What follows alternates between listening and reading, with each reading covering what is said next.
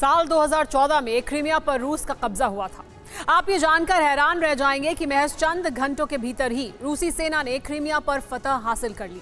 यूक्रेनी फोर्स को सरेंडर करने पर मजबूर कर दिया था, मगर साल 2023 में उसी क्रीमिया को लेकर भीषण वॉर छिड़ चुकी है। ज़ेलेंस्की हर हाल में क्रीमिया वॉर फ्रंट को जीतना चाहते हैं। रूस जैसे महाबली के जबड़े से क्रीमिया को आजाद कराना चाहते हैं। बस इसी मिशन के तहत यूक्रेनी सेना क्रीमिया पर ताबड़तोड़ ड्रोन अटैक कर रही है।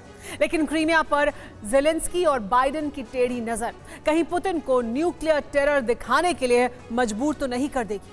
आप भी देखिए। एक धमाका और पूरा इलाका बारूदी कोहराम से दहल उठा। आसमान तक आग का गुबार, धधकती लपटें और चारों तरफ मची अफरा तफरी खुद इस बात की तस्दीक कर रही है कि ब्लास्ट कितना जबरदस्त और भयावह था।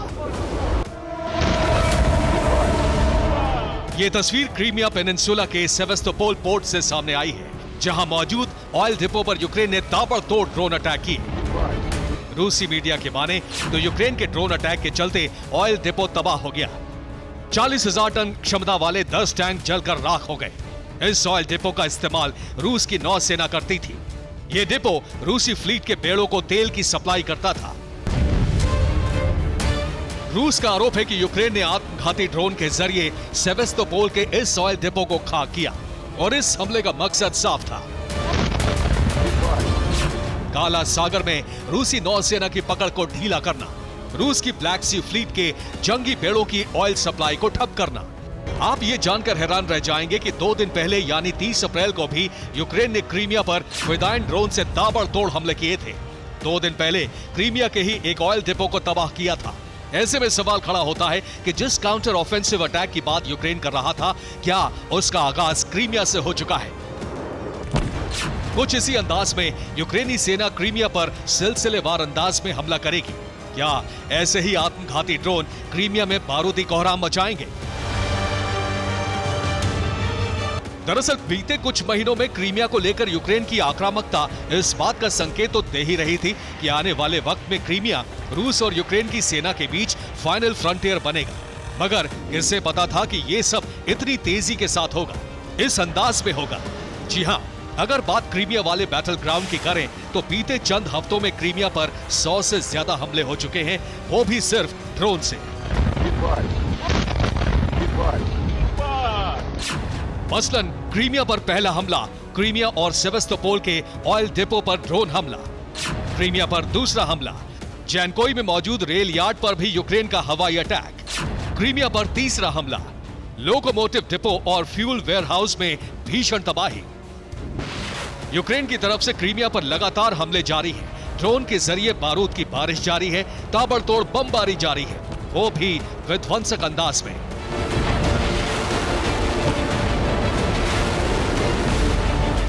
अब सवाल यह है कि आखिर क्रीमिया पर यूक्रेन ने पुतिन की रेड लाइन क्रॉस कैसे की?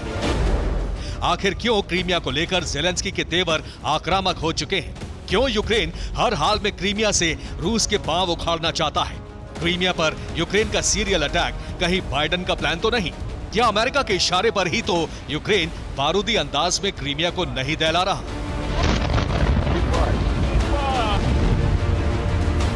दरअसल ये आशंका इसलिए भी जताई जा रही है क्योंकि एक तरफ यूक्रेन काउंटर ऑफेंसिव प्लान के तहत क्रीमिया पर धावा बोल रहा है, तो वहीं दूसरी तरफ अमेरिका और नेटो के देशों ने ज़ेलेंस्की को गोला बारूद और हथियारों की सप्लाई तेज कर दी है।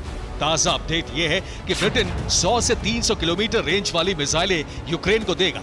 नेटो के देश जल्द यूक्रेन को लड़ाकू विमानों की सप्लाई करेंगे। यूक्रेन ने जापान से इलेक्ट्रॉनिक वॉरफेयर उपकरण की मांग की है। इसके अलावा यूक्रेन को जल्द ही कामिकाज़ी ड्रोन भी दिए जाएंगे। मतलब ये कि क्रीमिया वाले वॉर फ्रंट पर इस बार नेटो और अमेरिका ने खुले तौर पर रूस की घेराबंदी कर दी है और जिस तरह से यूक्रेन क्रीमिया पर धावा बोल रहा है, ड्रोन अटैक कर रहा है, उससे क्रेमलिन में सनसनी जरूर फैल गई है।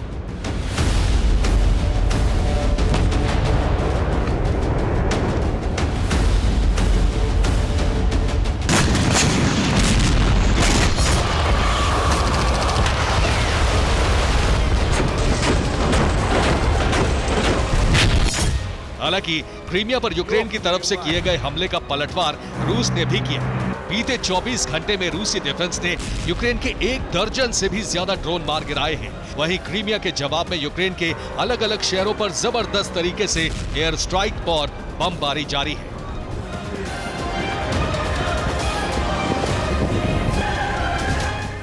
लेकिन ये काफी नहीं है, क्योंकि ब्लैक सी और अजोव सागर के बीच मौजूद क्रीमिया पर मौजूदा कब्जा भले ही रूस का हो, मगर अब क्रीमिया को लेकर भीषण जंग शुरू हो चुकी है।